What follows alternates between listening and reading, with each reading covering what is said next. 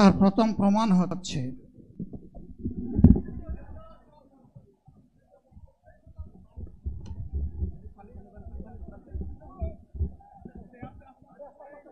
আপনারা অবস্থান করুন যার যার জায়গায়। আপনাদের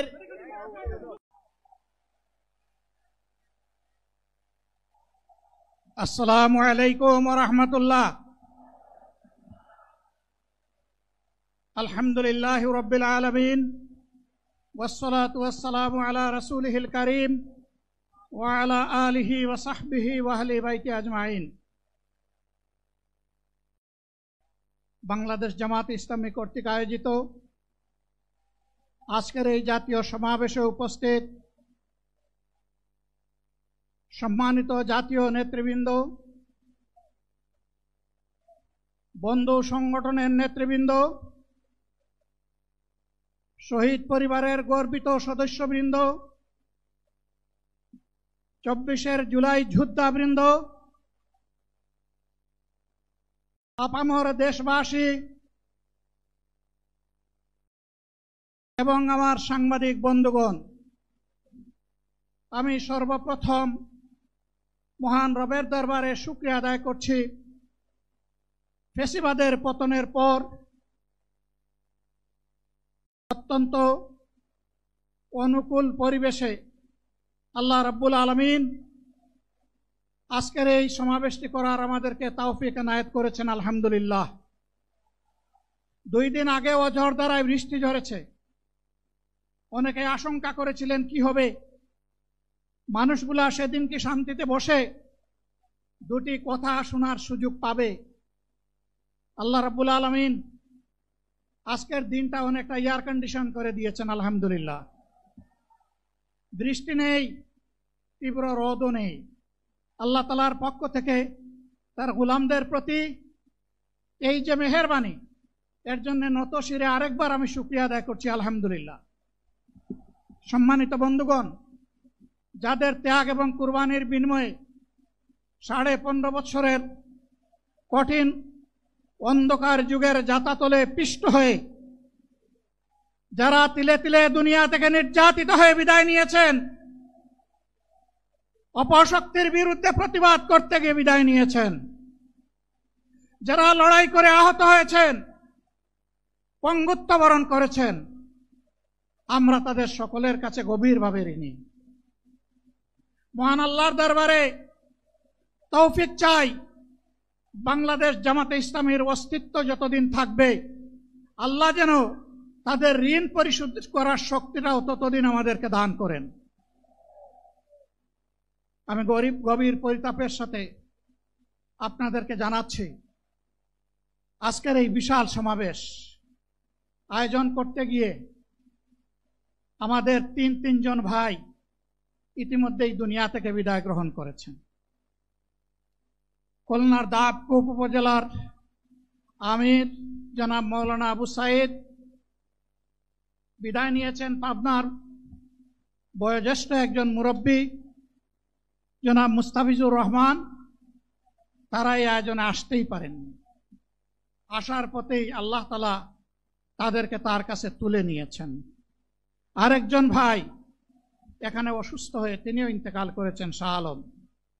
মহান রবের দরবারে দোয়া করি, আল্লাহ তাআলা তাদের উপর রহম করুন, তাদেরকে ক্ষমা করুন, জান্নাতুল ফেরদাউসের নিয়ামত তাদেরকে দান করুন, তাদের আপনজনদেরকে আল্লাহ তাআলা সবরে জামিল আতা করুন।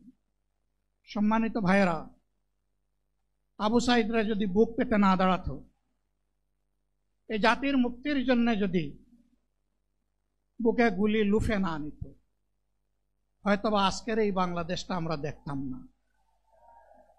ইতিমধ্যে হয়তো আরো অনেক মানুষের জীবন ফ্যাসিবাদীদের হাতে চলে যেত। 24 জীবন বাজি রাখা এই যুদ্ধটা যদি না হতো, তাহলে আজকে যারা বিভিন্ন ধরনের কথা এবং দাবি দাওয়া পেশ করছেন, তারা তখন কোথায় থাকতেন? অতএব আসুন, যাদের ত্যাগের বিনিময়ে আল্লাহ তাআলার এই নিয়ামত পাওয়া, তাদেরকে যেন অবজ্ঞা এবং অবহেলা না করি।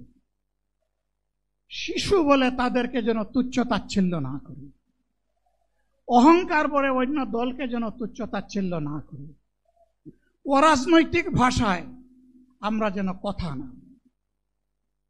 যদি এগুলো আমরা পরিহার করতে না পারি তাহলে বুঝতে হবে যারা পারবেন না, ফ্যাসিবাদের রোগ তাদের মধ্যে নতুন করে বাসা বেঁধেছে।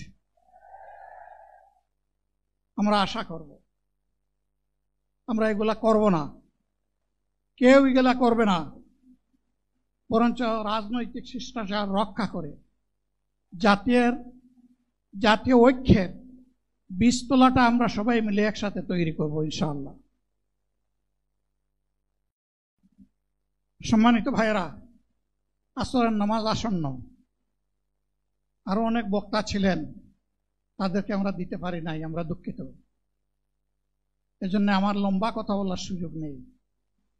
যারা এখানে কথা বলেছেন তারা আমার মনের কথাগুলোই তুলে ধরেছেন। আমি শুধু বলতে চাই, আগামীর বাংলাদেশটা কেমন হবে? আমি বলি আরেকটা লড়াই হবে ইনশাআল্লাহ। একটা লড়াই হয়েছে ফ্যাসিবাদের বিরুদ্ধে, আরেকটা লড়াই হবে দুর্নীতির বিরুদ্ধে ইনশাআল্লাহ। এই দুর্নীতির মূল উৎপাটন করার জন্য যা দরকার, আমরা তারুণ্য এবং যৌবনের শক্তিকে একত্রিত করে সেই লড়াইয়েও ইনশাআল্লাহ আমি জয়লাভ করব। প্রিয় ভাইয়েরা, জামাতে ইসলামী যে দুর্নীতিমুক্ত সমাজ গড়বে তার প্রমাণ কি? তার প্রথম প্রমাণ হচ্ছে